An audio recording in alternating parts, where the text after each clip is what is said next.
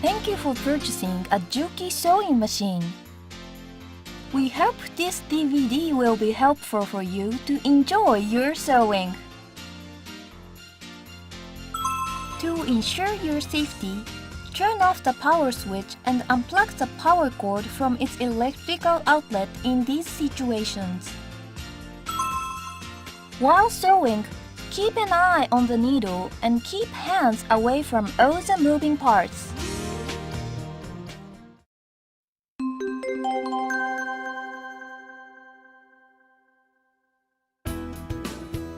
The machine socket for foot controller is located in the right-hand side of the sewing machine. Connect the plug of the foot controller into the machine socket and then the wall outlet. Press the power switch and then the power light will turn on.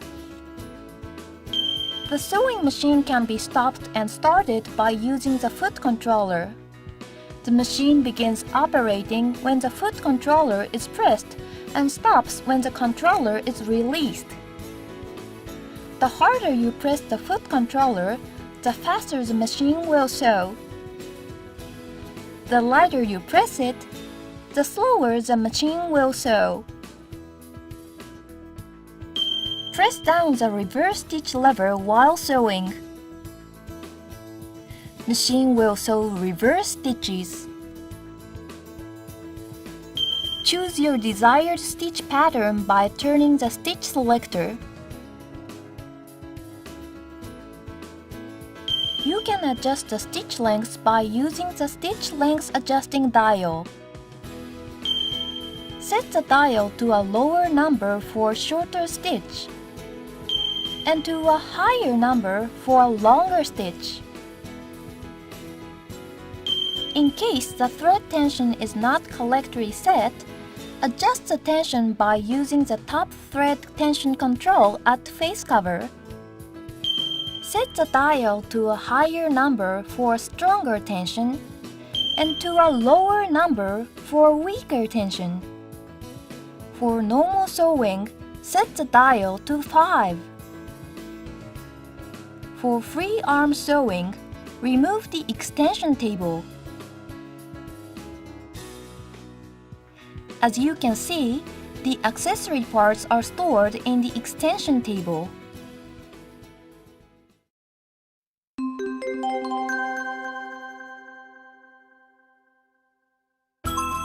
Turn the hand wheel to raise the needle to the highest position. Remove the extension table. Open the bobbin access cover by pulling it down. With your fingers, pull open the bobbin case latch as shown and take out the bobbin case from the shuttle. Close the latch and the bobbin will drop out of the bobbin case. Place the thread spool to the spool pin and attach the spool cap. Pull some thread off the thread spool. Hold it with your right hand and thread it to the thread guides and through the spring. Then, wind the end of the thread once around the bobbin winder tension disc. Pull the thread through the hole in the bobbin from the inside out. Place the bobbin on the bobbin winding shaft. Hold the end of the thread and push the bobbin winding shaft to right until it clicks. Press the foot controller and start winding. Once the bobbin thread is partially wound, temporarily stop the machine and cut the thread from the hole. Restart the machine and continue winding until you have enough thread. Stop the machine when you have enough thread. The bobbin will begin spinning freely once the bobbin thread is fully wound. Promptly stop the sewing machine at this time. Return the bobbin winding shaft to its original position. Remove the bobbin and cut the thread. Place the bobbin into the bobbin case. Before putting the bobbin in place, make sure that the thread winds clockwise. Pull the thread through the thread path and hook it to the thread tension spring. Pull out the thread about 10 cm. Fully open the latch and securely fit the bobbin case into the shuttle. Snap the latch shut on the bobbin case. Finally, close the bobbin case cover and return the extension table to its original place. Bobbin setting is complete now. You can begin sewing by picking up the bobbin thread.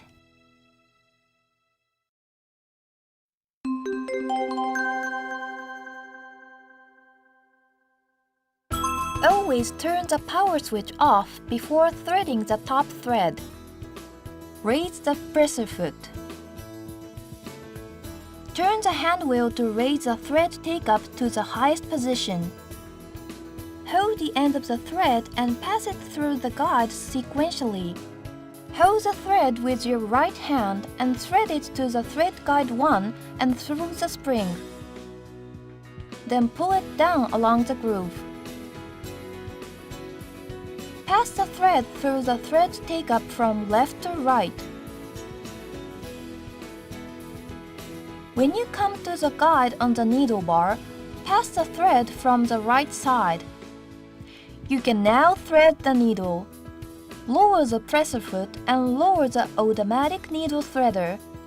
Rotate the threader in a direction so that the threading hook goes through the needle eye. Pass the thread along the guides so that the threading hook catches the thread. Lift the end of the thread slightly and hold it lightly between your fingers. Return the lever gently. By doing so, a thread loop passes through the needle eye. Then pull the thread loop through the needle backwards.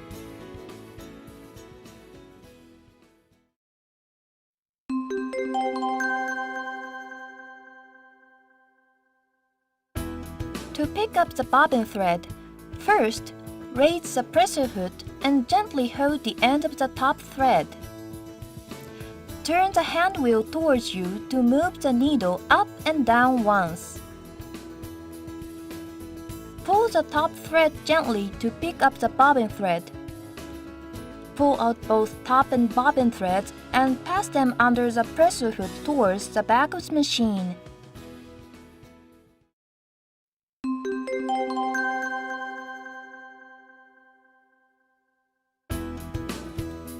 Turn the hand wheel towards you to lower the needle to starting position. Lower the presser foot and press the foot controller to begin sewing. Stop the sewing machine by releasing your foot from the foot controller when it comes to the sewing end. Raise the needle and raise the presser foot to remove the fabric. Then cut the threads. To change the sewing direction, stop the machine just before the point where you want to change direction and continue sewing slowly until you reach the exact point where you want to change direction. When you get to the point you want, lift the presser foot with the needle left in the fabric. Change the sewing direction, then lower the presser foot again and start the machine. To sew reverse stitches at the sewing start and sewing end, lower the reverse stitch lever at the desired point. The machine will sew reverse stitches while the foot controller is being pressed down with the reverse stitch lever being lowered. You can change the stitch lengths by using the stitch length adjusting dial. Set the dial to a lower number for a shorter stitch and to a higher number for a longer stitch.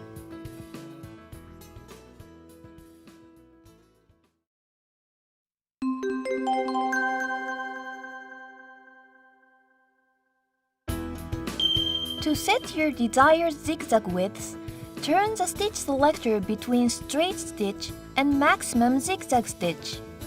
Turn the dial to maximum zigzag stitch for a wider zigzag stitch, and to straight stitch for a narrower zigzag stitch.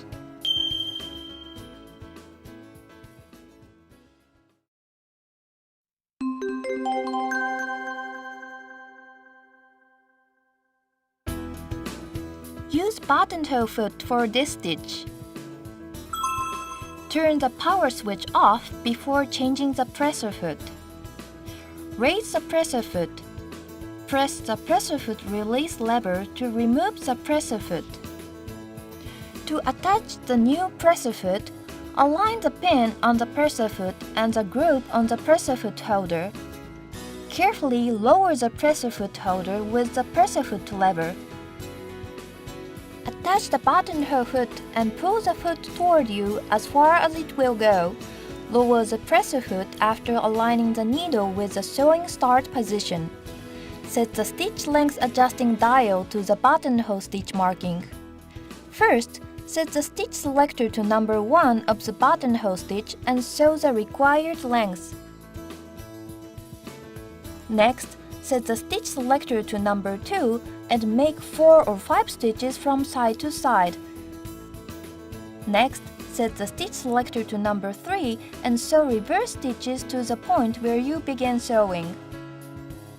Finally, set the stitch selector to number 4 and make 4 or 5 stitches from side to side.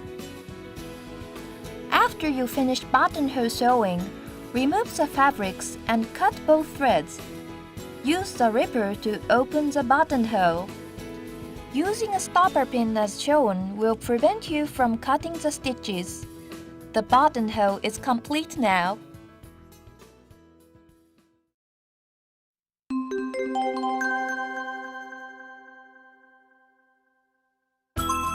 Turn the power switch off before changing the needle. Use household sewing machine needle. Turn the hand wheel until the needle comes to the highest position and lower the presser foot. Next, loosen the needle set screw by using the special screwdriver which comes with your sewing machine. Then, turn the needle set screw and remove the needle. Hold the needle with its flat part facing away from you and insert it fully until it touches the stopper pin. Then, securely tighten the needle set screw.